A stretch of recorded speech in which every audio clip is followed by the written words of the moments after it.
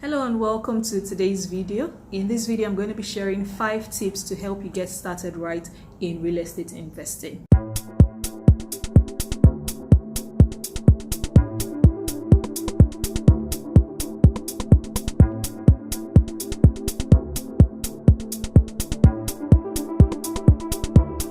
So, before we go ahead, please hit the subscribe button, and if you get value, hit the like button. Now, let's go straight into it. The first thing you want to do when thinking about investing in real estate is to start with your why. You know, it's amazing how almost everything in life starts from that point. You need to know why you want to invest. So I also call this determining your objective. What is your objective for investing? Are you investing for cash flow? Are you investing towards retirement? Are you buying a property just because you want to check that box off your bucket list as a homeowner? Whatever the reason is, you want to be clear on it and make sure it is your own. The reason for this is that it actually determines a lot about how your search would go, the kind of things you should focus on, and what you should not bother spending time on. This is actually a very critical step you don't want to miss. Now, the second tip is to draw up a budget. I get this I have this conversation a lot with people, and sometimes they reach out and they want to get property and they're like, okay, my budget is open, or just show me what you have and all of that. While that is possible for you to see all that a realtor has or a company has, it is actually too much energy. It's going to get you overwhelmed, because at the end of the day, you're still going to get back to the point of having to choose based on what you can afford. So it's important to take a look at what you can afford. And how do you do this? You have to look at what your income is. What is your net income after all deductions? What are your recurring expenses? What are your needs? The things that help you to survive, and what are your wants? The reason for this distinction is because depending on the kind of investment you want to do, sometimes, not every time, sometimes it might require you to make one sacrifice or the other temporarily. That's the good thing. But you don't want to sacrifice your needs. You don't want to mess with your needs. You want to, if at all there will be any sacrifice, it's the things that are like the nice to haves in your life, and that's fine just for a while. So you want to be able to make this distinction, and to do this, you would have to sit with your finances and look at your numbers. So let's go straight into the third tip. This tip says that you need to have the right mindset. What is this mindset? You want to have the mindset that your first investment, your first house, your first piece of land would not be your last. Now, this has a way of taking away that unnecessary pleasure to want to overreach beyond what you're actually capable of affording. You want to take away that pressure from yourself by reminding yourself that, hey, this is my first property. It won't be my last. So I would start from where I am. I would start with what I have, and I would grow from there. You know, this thing called growth is beautiful, and when you look back at the journey, you will be proud of yourself. So you want to remind yourself that this is not going to be your last property. So I will focus on being practical. I will focus on being realistic. I will focus on the things that are very important and move from there. And hopefully you make the right investment decision. You make the right choice in your property acquisition. All right? I hope you're getting value so far. If you are, talk to me in the comments. Now, the fourth tip is to clarify your non-negotiables. Okay?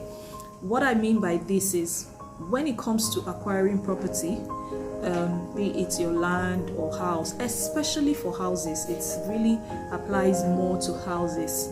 You want to be clear on what are the things that are very important to you. As much as it is your first house and won't be your last, it doesn't mean that some basic things would have to be compromised, especially when they're important to you. So you want to write them down. Now, it doesn't end here. It actually links to the fifth tip I'll be sharing with you. But what are some of these non-negotiables? You could say, you know what, for this house, because I have a young family, I have young children, you know, I'm just starting out, I need a safe environment. You know, safety is important to me. I don't mind taking advantage of probably a payment plan to be able to achieve this if what I have to pay in bulk is not going to be enough, it's not going to cover my need, right? These are conversations you can have with your professional realtor or whoever you're getting the property from, and you'll be able to achieve those non-negotiables. Again, it ties into your budget and it ties into the next point I'll be sharing, next tip I'll be sharing. So why is this important? It's important because, again, you don't want to be all over the place looking at everything and anything, getting distracted by, oh, this is so cool, oh, okay, to be nice to have this. No, stick to what, again, your must-haves, okay? What is in need? Security is a very important thing, and that's just an example. So for someone, they may say, you know what, whatever the case, I want to be independent in terms of my utilities. I don't want to have to depend on another person before I'm able to have water in my house, before I'm able to turn on the generator or something. For those of us in Nigeria, we know what this means. You understand? So these are some things that could be your non-negotiables. Again, it ties to your budget, and that leads me to the next point, which is you want to work with professionals. Do not skip this part. It is, it can make or mar your efforts in getting a property, especially as a new investor. All right, so you want to work with professionals, and like I said, the previous point ties to this, because when you have your non-negotiables, you want to be sure that it is realistic. These things are realistic. You can't have a limited budget, and you're wishing your non-negotiable is to live in a place called Banana Island in Lagos, for instance. It's one of the prime locations in Lagos, and then you have a very limited budget. That's not realistic. So when you have these non-negotiables, when you have your budget drawn out, when you speak to a professional realtor, because they know the market, right, they'll be able to advise and say, okay, this is possible, this is not possible. The realtor who knows what they're doing will be able to tell you that, okay, if this is so important to you, how about we do this? How about we explore taking a mortgage? How about we explore leveraging the company's payment plan and things like that? There's always a way around everything, right? So this is one of the reasons you want to work with a professional realtor.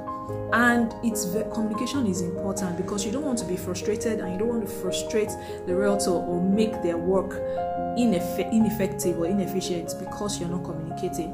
Another person you want to have on your team is a professional quantity surveyor. See, whatever you do, do not be penny wise and pound foolish. Do not skip the due diligence stage, right? And you want to have a professional quantity surveyor who would be able to do the real checks on the document, on the land coordinates, on the houses, and all of that. And then the last person you want to have on your team is a lawyer. You cannot and you should not go into any investment without proper legal guidance and advice, okay? Because you need to protect your interest at all times. It's your hard-earned money, and you have every right to have it protected. You have every right to ensure that you're making proper investments that will pay you back, right? So thank you for sticking with me till the end. Because of that, I have one bonus tip for you, and that is to make sure you ask questions, okay? So you're not working with all these professionals just for fancy, right? No, you want to be able to ask questions, because again, this is aimed at helping you get started right. And because you're just getting started, you don't know it all. Even if you are not just getting started, you still don't know it all. And every transaction is dynamic, is unique. So be confident about asking questions. If something is not clear, if something is looking like a gray area to you, speak up, ask questions, and a real professional will be happy to entertain your questions and get you answers, all right? So this brings me to the end of this video. Like I said, I hope you got value. If you did, talk to me in the comments and tell me which of these tips resonates most with you. Which of these tips have you followed or are you currently following? And if you're looking to invest in real estate in Lagos, specifically the island, Lekki, Ajah, Ikoyi, please do not hesitate to reach out to us, and we'll be more than happy to assist you. So till I come your way in the next video, have a great rest of the day and take care of yourself. Don't forget, arm yourself with these tips, ask questions, drop your budget, be very clear on your why, And what's the last tip? Work with professionals. Bye for now.